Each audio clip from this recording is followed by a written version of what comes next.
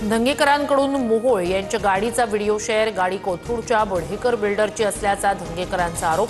बढेकर बिल्डरांनी Jain hostel खरेदीसाठी लिलाव लावला होता। धंगेकरांची माहिती। धंगेकर, जे तुम्ही करताय ते चंद्रकांत पाटील यांनी करायला हवं होतं। रमेश पाटील यांचा धंगेकरांना फोन। Audio clip viral. तुमची मला भीती वाटते, धंगेकरांचं मिश्किल वक्तव्य। धंगेकरांना पक्षातून काढा म्हणत असतील तर शिंदेंवर टीका करणाऱ्या गणेश नाईकांचं काय करायचं? उदय सामंतांचा सवाल। कुरघोड्या होत राहतात पण महायुतीत कटुता येईल असं वक्तव्य कुणी करू नये। उदय सामंतांच्या वक्तव्यानंतर प्रवीण दरेकर यांचं आवाहन। रवींद्र धंगेकर फक्त मोहरा, धंगेकरांचे बोलविते धनी सरकारमध्ये बसलेत। संजय राऊतांचं वक्तव्य।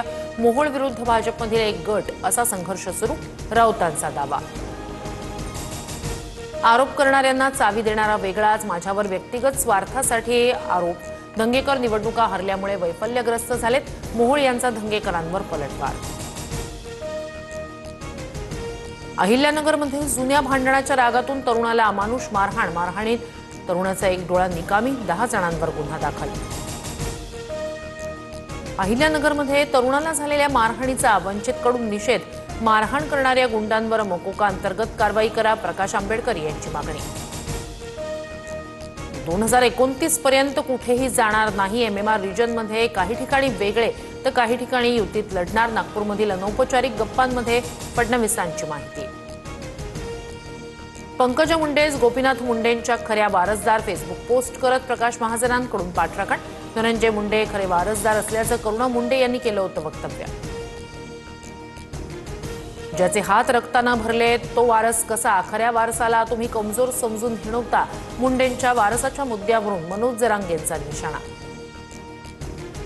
लोकशाही आणि मुंबई वाचवण्यासाठी आमची लढाई काँग्रेसनं समजून घ्यावं। राहुल गांधींनाच पंतप्रधान करायचं आहे, तुम्ही मुंबईचं महापौर पद काय घेऊन बसलात? संजय राऊतांचं वक्तव्य। संविधान वाचवण्यासाठी काँग्रेस सर्वात पुढे राहील। लोकशाही वाचवण्यासाठी काँग्रेस कोणतीच तडजोड करणार नाही।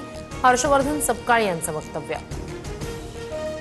सोलार डिफेन्स अँड एरोस्पेस प्रकल्पाला मिहानमधील 223 एकर जमिनीचं हस्तांतरण। संरक्षण आणि एरोस्पेस उत्पादनाचे प्रमुख केंद्र म्हणून नागपूरची आता नवी ओळख। फडणवीसांचं वक्तव्य।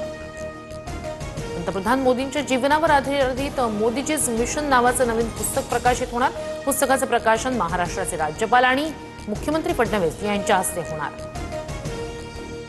दिवाळीनंतर 21 सत्ताधारी आमदारांना ठेकेदाराकडून डिफेंडर भेट। 21 आमदारांबाबत लवकरच महाराष्ट्राला माहिती मिळेल। हर्षवर्धन सपकाळ यांचा इशारा। तर बुलढाण्यातील डिफेंडर या 21 मधील आहे का? सपकाळांचा सवाल। वन डे वर्ल्ड कपमध्ये भारतीय महिला संघाची सेमी फायनलमध्ये धडक। भारतीय संघाचा न्यूझीलंडवर दणदणीत विजय। स्मृती प्रतीकाची उत्कृष्ट खेळी।